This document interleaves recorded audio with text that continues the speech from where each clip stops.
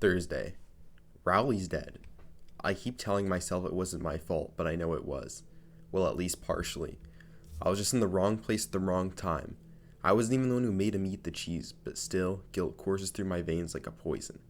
It was about a month ago when Rowley died, when the teenagers forced him to eat the cheese. I should have been aware of the food poisoning. I mean, that's been there for years, rotting and molding. But I was stupid. I didn't even say anything to him that afternoon when we walked home, white as a sheet, not saying anything. I thought he was going to be fine, so boy was I surprised when I saw his body on a stretcher being rushed to the ambulance the next morning. I later found out that the night before he had abdominal pain, nausea, and vomiting. He went to bed to try and sleep it off. The next morning, his parents found his lifeless body in bed when he didn't get up for school. An autopsy revealed that it was caused by a spore-forming bacteria called Bacillus cereus or something, but they were confused, saying that nothing Rowley ate the day before would have caused that. I'm the only person besides those teenagers who knows what caused it. He keeps me up at night knowing I could have saved him, but I didn't. Jesus Christ, I really, really miss him. Friday. I didn't mention this in the last journal entry, but I should. I'm ashamed to admit it, but here it goes. The night Rowley died, probably a few hours before he died, he called me. Greg, I'm feeling really sick. It must have been from the cheese. Yeah, that's what you get for stealing my comic. Should I tell my parents? I think I need to go to the hospital. It's just a tiny piece of cheese, idiot. Just sleep it off. Now stop calling me. I'm tired. I thought writing that down would make me feel better, but now I feel worse. I feel more responsible for his death now. Not only was I the one who provoked those teenagers, but I also ignored his cry for help. Saturday. Tonight told me to go buy some milk from the store. On the way there, I passed the cemetery. I had the sudden urge to go there and visit Rowley's grave, and after a few minutes of searching, I found it. Here lies Rowley Jefferson, 1993 to 2004. It took a while to find because I didn't know where it was. I didn't go to his funeral. It felt like if I went, people would be able to sense my guilt and know what I'd done. Plus, it'd be weird to go to a funeral of someone you killed. Well, they didn't directly kill him, it was those teenagers, but still, I felt majorly responsible. I walked to the store, but outside in the parking lot, I saw 3 familiar-looking people. Wait a minute. They were the 3 teenagers. The 3 teenagers that forced Rowley to eat the cheese. I didn't even consider the possibility of coming across them again, but there they were. Before I could even decide what to do next, one of them noticed me. Hey! Well, there was no point hiding. Without thinking, I spoke up. Remember that cheese that you forced my friend to eat? Well, he's dead. You killed him. What? One of them snickered. You're joking. I'm serious, I replied, and I'm going to get the 3 of you arrested for homicide. They looked at me angrily. Oops, maybe I should have chosen my words more carefully. They're probably going to beat the crap out of me, but after exchanging a few looks and nods with each other, the tall one looked at me. Keep your voice down, punk. He looked around furtively, making sure no one was watching, and pulled out something from his bag. It was a small plastic bag, no bigger than my palm.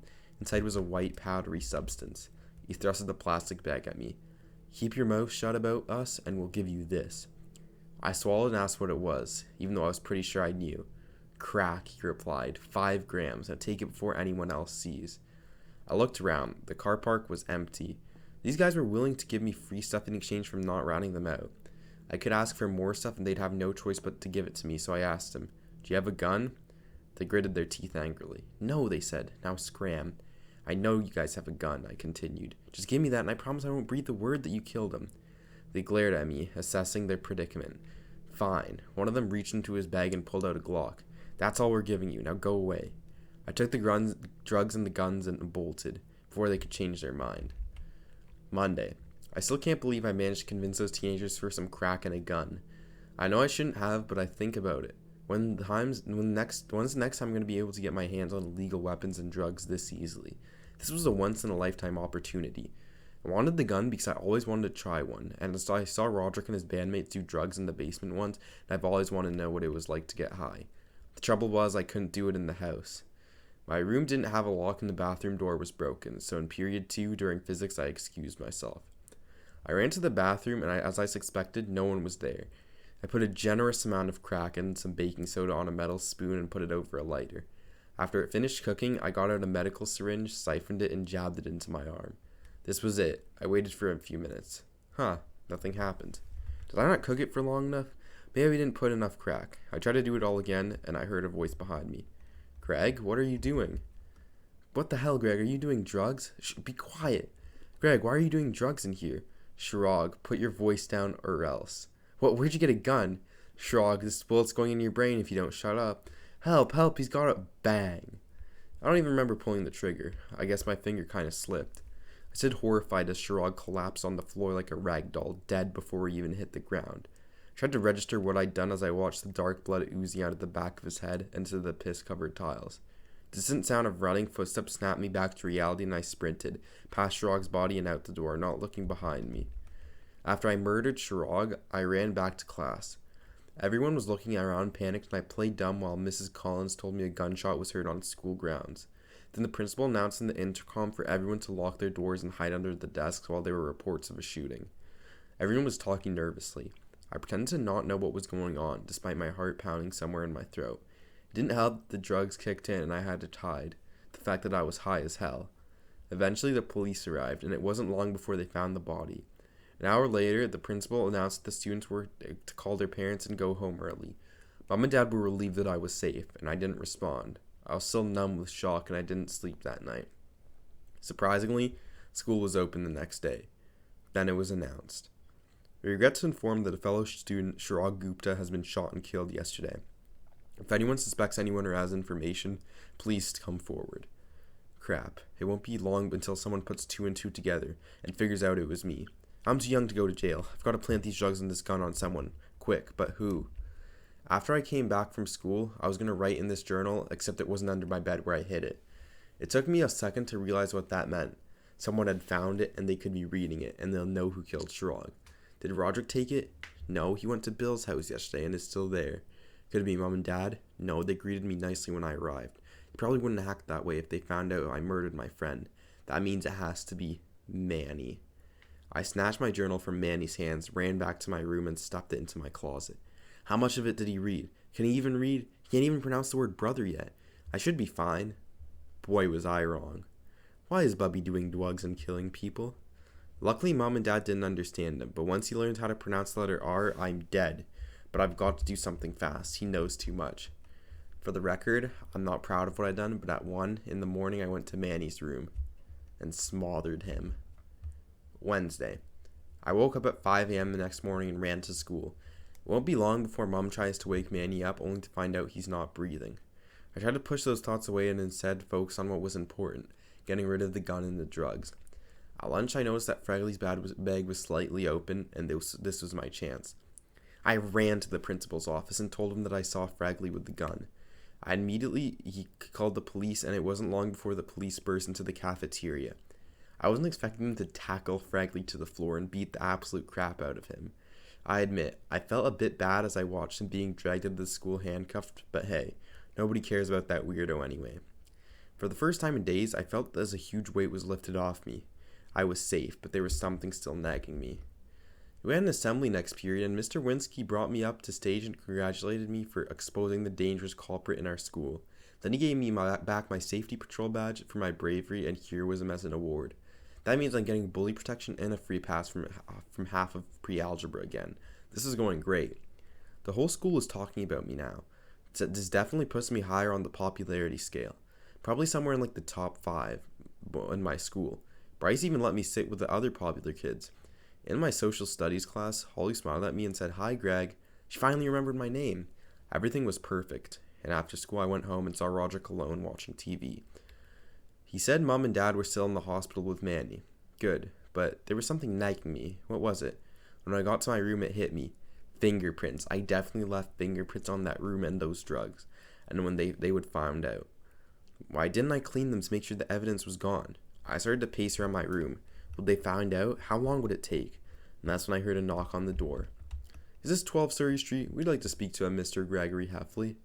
Oh no. With only my journal and a pen, I jumped out the window and onto the front lawn. Then out took off on the street. Where was I going? I didn't know. All I knew was that I had to get away. Ignoring my pounding heart and aching legs, I ran into the night. 20 minutes later, I stopped, panting. Where was I? I looked around, and I had knowingly taken myself all the way to the cemetery, and in front of me was Rowley's tombstone. This was all because of the cheese. If the cheese never existed, Rowley wouldn't have died, causing all this mess. Yes, this isn't my fault. Oh, who am I kidding? It was me. I was the one who angered the teenagers, and I was the one who started to fight because my comic idea was taken. I was the one who ignored Rowley's cry for help, and I was the one who insisted on getting the gun and drugs. I was the one who murdered Shrog, and I was the one who murdered Manny. I was the one who planted the whole thing on an innocent person. It was me. I've lived my entire life manipulating and screwing over other people's lives for my own gain. I've hurt everyone who had the detriment of knowing me, and I'm finally facing the consequences. Now I need to make the decision. Do I come clean? Oh, screw me. There's no point in living anyway. I've made too many crappy mistakes in my life that I wish I could change, but it's too late now. There's a point where you're being chased, and you have to turn around and fight whatever's chasing you, but I'm a coward. After writing this, I'm going to the George Washington Bridge, and I'm going to throw myself off of it. It's only an hour walk from here, and I could get there before the police find me. It's a 600-foot drop, and the impact would definitely kill me. If it doesn't, the hypothermia will. I wonder what my parents will think of me after I die. Would they miss me, or will they be glad I'm dead after knowing the crappy things I've done? I thought about Rowley. Would I meet him again? For the first time in my life, I considered the possibility of a heaven. Well, if it is real, I know I'm definitely not going there. My mom always told me to fear hell, but I wonder if they would even let a piece of crap like me into hell. Whatever I'm in for, I deserve it. Goodbye. The Daily Herald. Update on comatose delinquent Gregory Heffley. 11-year-old Gregory Heffley, guilty of cocaine possession and use and murder of fellow student Shrog Gupta and his younger brother Emmanuel, is still currently in a state of comatose after leaping off the George Washington Bridge. It is believed that after the delinquent realized he was about to be arrested, he resisted by running away. His jump is believed to be an attempt on his life. 2 witnesses reported seeing him climb over the fence and leap off the 604-foot drop. Ambulances arrived and found his body. After about 30 minutes of searching, despite crushing his spinal vertebrae and losing the ability to move 90% of the muscles in his body, he had survived, but he was in an unresponsive comatose. Neuroimaging techniques have shown that he is still thinking. However, he has been heard muttering strange words in his vegetative state. Some of the phrases were Roderick rules, dog days, and long haul. Doctors have hypothesized that Heffley may be unaware that he is unconscious and is dreaming about his life. Heffley's father, Frank Heffley, asserted that he had no idea what his son was up to and so showed no signs of abnormal behavior. His mother, Susan, was unable to comment. Recent police investigations have discovered that Heffley may have also been responsible for the death of Rowley Jefferson. Heffley's phone call histories have shown that he had an argument with Jefferson talking about the consumption of a cheese. This will be further investigated. Once Heffley awakes, he'll be interrogated, but so far, there seems to be no sign of his coma ending. And that's the end. Hope you guys enjoyed. Make sure to tell me what to read next. And yeah, goodbye.